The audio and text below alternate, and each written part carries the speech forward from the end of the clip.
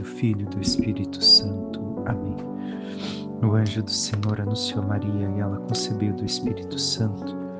Ave Maria, cheia de graça, o Senhor é convosco. Bendita sois vós entre as mulheres. Bendito é o fruto do vosso ventre, Jesus. Santa Maria, Mãe de Deus, rogai por nós, pecadores, agora e na hora de nossa morte. Amém. Eis aqui a serva do Senhor. Faça-se em mim segundo a vossa palavra. Ave Maria, cheia de graça, o Senhor é convosco. Bendita sois vós entre as mulheres, bendito é o fruto do vosso ventre, Jesus. Santa Maria, Mãe de Deus, rogai por nós, pecadores, agora e na hora de nossa morte. Amém. E o Verbo divino se fez carne e habitou entre nós. Ave Maria, cheia de graça, o Senhor é convosco. Bendita sois vós entre as mulheres, bendito é o fruto do vosso ventre, Jesus. Santa Maria, Mãe de Deus, rogai por nós, pecadores, agora e na hora de nossa morte. Amém. Rogai por nós, Santa Mãe de Deus, para que sejamos dignos das promessas de Cristo. Oremos, infundi, Senhor, em nossas almas a vossa graça, como vos pedimos, para que nós, que pela anunciação do anjo, viemos a saber o mistério de vossa encarnação, paixão e morte de cruz, chegamos um dia à glória eterna dos céus, pelo mesmo Cristo, Senhor nosso. Amém.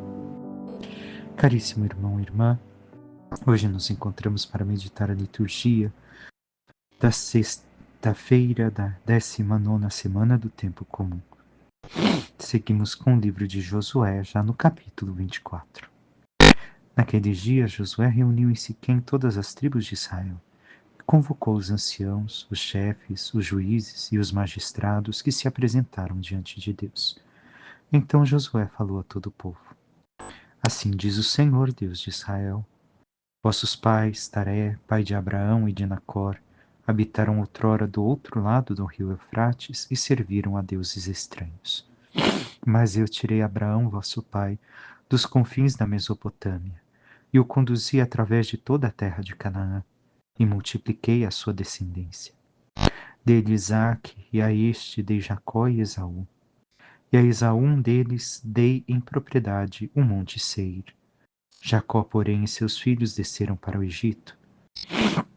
Em seguida enviei Moisés e Arão, e castiguei o Egito com prodígios que realizei em seu meio, e depois disso vos tirei de lá. Fiz, portanto, que vossos pais saíssem do Egito, e assim chegastes ao mar.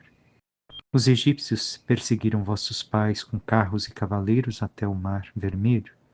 Vossos pais chamaram então ao Senhor, e ele colocou trevas entre vós e os egípcios. Depois trouxe sobre estes o mar que os recobriu. Vossos olhos viram todas as coisas que eu fiz no Egito, e habitastes no deserto muito tempo. Eu vos introduzi na terra dos amorreus que habitavam do outro lado do rio Jordão. E quando guerrearam contra vós, eu vos entreguei em vossas mãos, e assim ocupastes a sua terra e os exterminastes.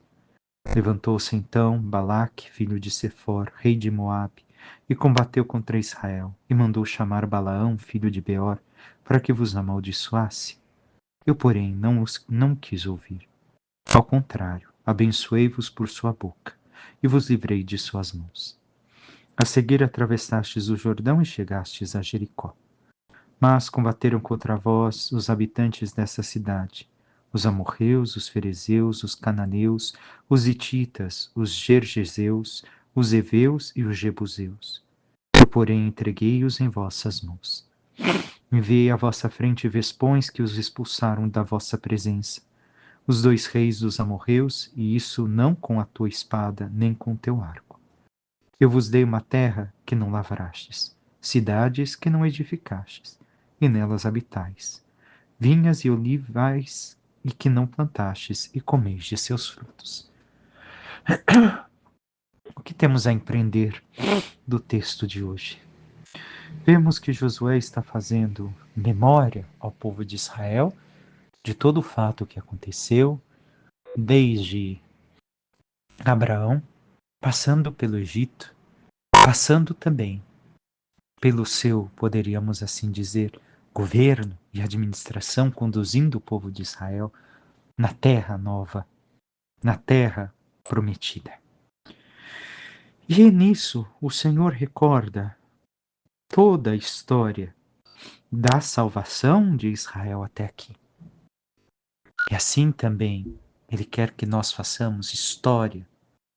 Recordemos a história da nossa salvação até aqui.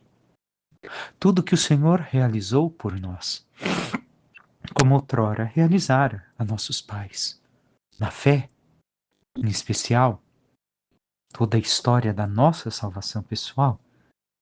Vemos que Abraão abandonou os falsos deuses, serviu ao Senhor, ou deixou sua vida ser guiada pelo Senhor. Seus descendentes também foram ao Egito e o Senhor os libertou da escravidão. E também isso fez conosco. Recordemos, por causa da nossa natureza humana, frágil, descendente do primeiro Adão, do primeiro homem e da primeira mulher, que desobedeceram ao Senhor. Também nós fomos libertos pelo Senhor. Agora, não mais em uma sombra da história futura, somente a sombra do céu que nos espera, mas como fato real, pois o Senhor Jesus nos salvou, derramou o seu sangue por nós, nos libertou verdadeiramente. E nós, como temos vivido esta vontade de Deus em nossas vidas, essa história da nossa salvação?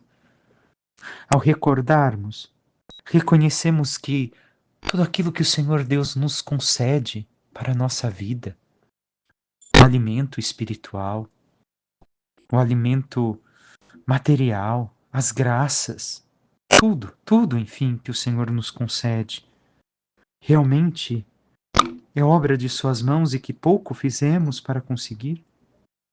Reconhecemos que também aquilo que nos espera, a glória dos céus, que o Senhor nos oferece, foi o Senhor que conquistou para nós. Foi o Senhor que nos ajudou e nos ajuda a derrotar os inimigos espirituais, os problemas de nossas vidas, as dificuldades que nós enfrentamos. É graças ao seu Espírito, à sua graça, que nós alcançamos toda a vitória. Façamos hoje memória de tudo aquilo que o Senhor nos fala, de tudo aquilo que o Senhor fez, mas também de tudo aquilo que o Senhor faz por nós. Não esqueçamos o quanto o Senhor é bom, o quanto tudo aquilo que nos alimentamos de forma espiritual também é obra e graça do Senhor para nós. Reconheçamos seu amor, sua bondade, sua graça, para que assim, ao olharmos para a nossa história de salvação pessoal, possamos nos manter sempre fiéis ao Senhor e reconhecer o quanto Ele é bondoso para conosco e o quanto nós devemos de amá-lo por tudo aquilo que Ele fez e por tudo aquilo que Ele ainda fará se nós caminharmos na sua presença. O Salmo nos diz: eterna é a sua misericórdia. E recorda mais uma vez toda a história do povo de Israel. Mas inicia dizendo: demos graças ao Senhor porque Ele é bom, porque eterno é seu amor. Demos graças ao Senhor Deus dos deuses, porque eterno é seu amor. Demos graças ao Senhor dos senhores, porque eterno é o seu amor. Recordemos, é eterno o amor de Deus por nós. É eterno, não se apaga, é contínuo o seu amor por nós. Nós devemos de, ao reconhecer o seu amor e todas as maravilhas que Ele fez e faz, amá-lo. Amá-lo como Ele nos ama, como Ele espera. Por fim, o Evangelho, que também fala do amor, mas do amor conjugal. Seguimos com o Evangelho de São Mateus.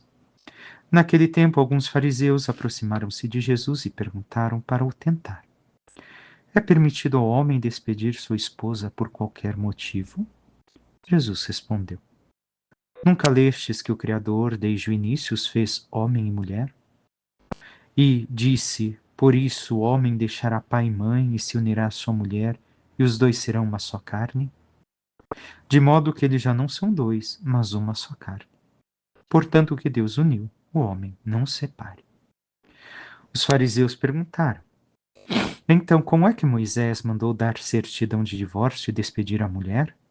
Jesus respondeu: Moisés permitiu despedir a mulher por causa da dureza do vosso coração. Mas não foi assim desde o início. Por isso eu vos digo: quem despedir a sua mulher, a não ser em caso de união legítima, e se casar com outra, comete adultério. Os discípulos disseram a Jesus: Se a situação do homem com a mulher é assim, não vale a pena casar-se. Jesus respondeu: Nem todos são capazes de entender isso, a não ser aqueles a quem é concedido. Com efeito, existem homens incapazes para o casamento porque nasceram assim.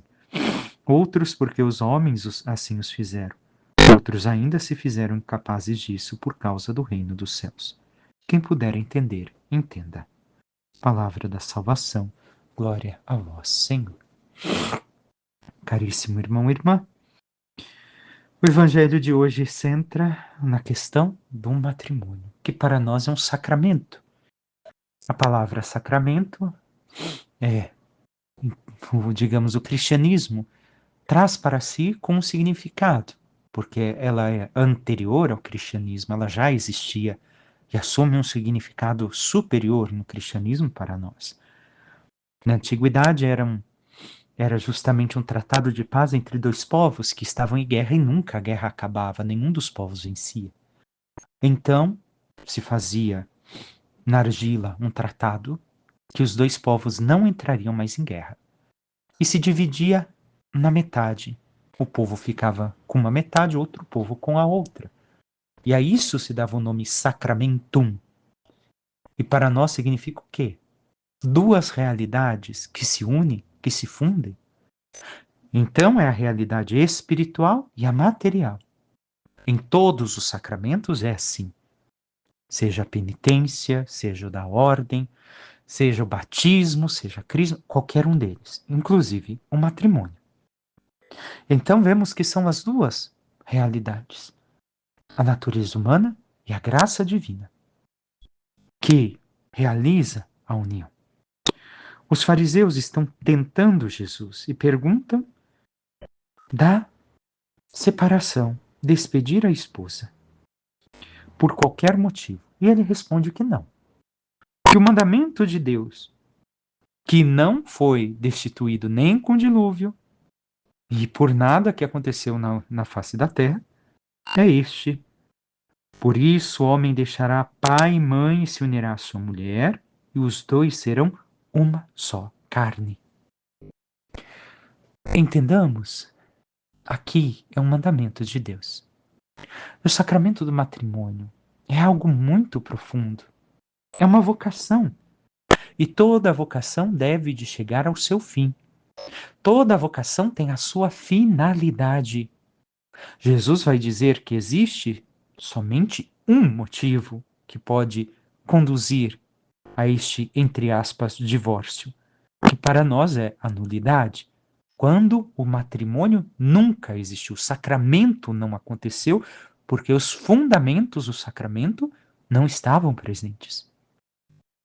Mas tenhamos em conta, o sacramento do matrimônio é a participação do mistério trinitário também. Isso costumo dizer sempre quando converso com casais ou quando celebro um matrimônio, na homilia. Expliquemos o mistério, como também vai falar São Paulo na carta aos Gálatas. Entre outros aspectos, não desta forma que estou dizendo.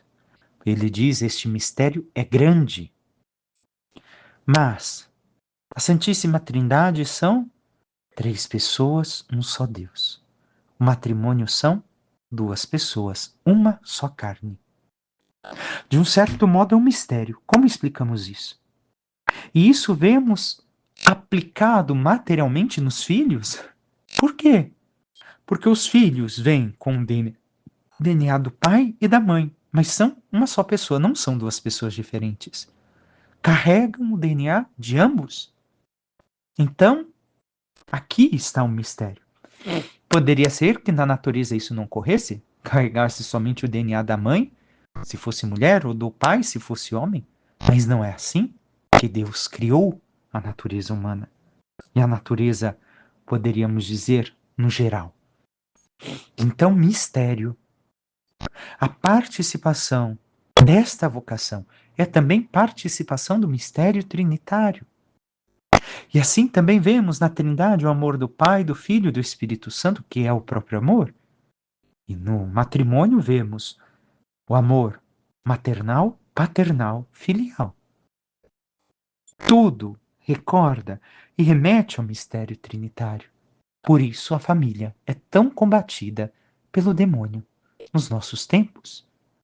É uma batalha que o demônio faz contra a família para destruí-la.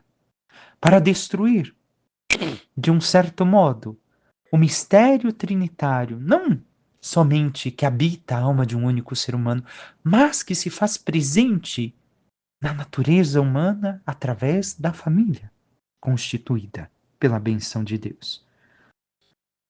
Então, compreendamos. Meditemos sempre a vocação a qual o Senhor nos deu. Se você me escuta e é chamado à vocação do matrimônio, recorde-se do mistério que você participa. Eu vou separar porque envelheceu, está cheio de rugas, não serve mais, porque engordou, porque emagreceu, porque ficou velho, porque encontrei alguém mais atraente. Espera. O amor suporta tudo, diz a carta aos Coríntios. São Paulo aos Coríntios, capítulo 13. Amor tudo suporta. Tudo suporta em que quesito? O amor também sofre. Se nós não sofremos, nós não amamos. Um pai e uma mãe que não sofre pelo seu filho, não ama o seu filho. Não ama a sua filha. Porque se o filho e a filha estão no caminho perdido, estão enfermos, estão com sérios problemas, o pai e a mãe também sofrem. Então, faz parte do amor também matrimonial o sofrimento. Então, o que tem que se aprender, aqueles que ainda não adquiriram núpcias, não se casaram, é o quê? É justamente escolher bem, saber a quem o Senhor chama para coabitar, para dividir a vida, na alegria e na tristeza, na saúde e na doença, como se diz no ritual do matrimônio. Mas não há mais. A liberdade é total ao homem até os degraus do altar. Quando o homem e a mulher sobem os degraus do altar, estão dizendo para Deus: eu fiz a minha escolha, esta pessoa me ajuda a alcançar o céu, me ajudará a chegar até Deus na eternidade, e por isso, Senhor, eu peço que cede para o resto da minha vida. Ali pediu-se que venha o selo para que somente a morte o separe. E Moisés permitiu a certidão de divórcio por causa da dureza do coração, mas o Senhor Jesus restituiu a dignidade do matrimônio que o Pai havia feito para a humanidade. Porque poderiam muito bem fazer objeção. Mas se Moisés permitiu, então Jesus... Não, espera. Jesus está voltando aquilo que é o sacramento original. É o que está no texto. E ele fala a não ser em causa de união ilegítima. O que é união ilegítima? Aqui disse uma única causa, mas ela tem seus desdobramentos. Exemplo, casais que casaram forçados, foram obrigados a casar. O sacramento não ocorreu, por quê? Porque não houve a livre, espontânea vontade que é perguntada no altar. A traição que existe antes do matrimônio e um dos cônjuges não sabe, posterior ao matrimônio. E assim por diante, poderia dizer tantas causas que demonstram a nulidade de um matrimônio. Então, a não ser por estes casos, o matrimônio existirá até a morte. E quem abandonar o esposo ou a esposa está cometendo adultério diante de Deus.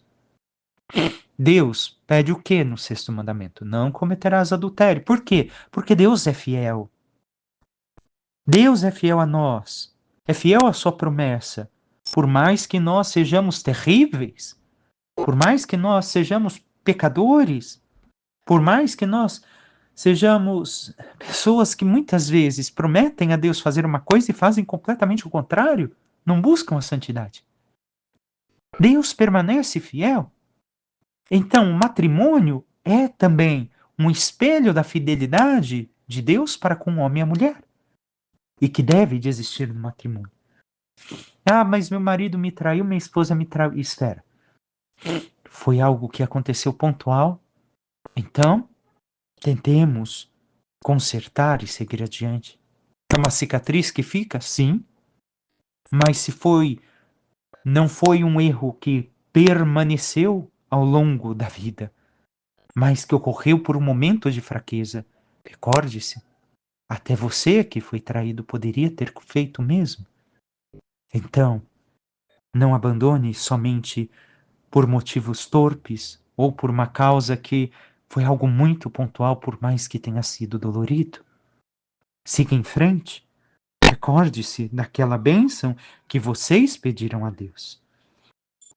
E não cometam a infidelidade, recordando da fidelidade que vocês disseram um dia diante de Deus, manter até o final de suas vidas. E por fim, os discípulos falam a sós com Jesus, então não vale a pena casar-se? E Jesus vai falar da questão da castidade.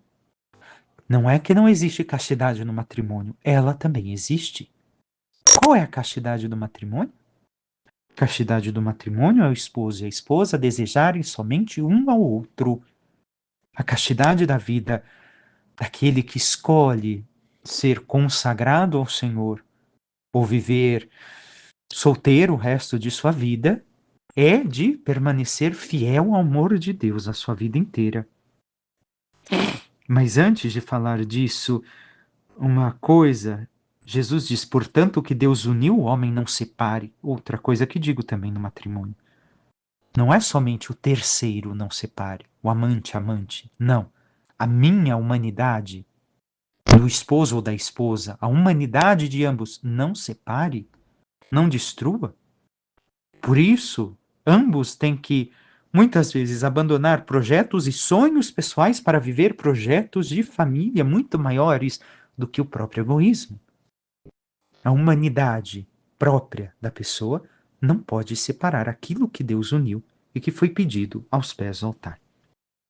Por fim, o Senhor fala então daqueles que escolhem o celibato.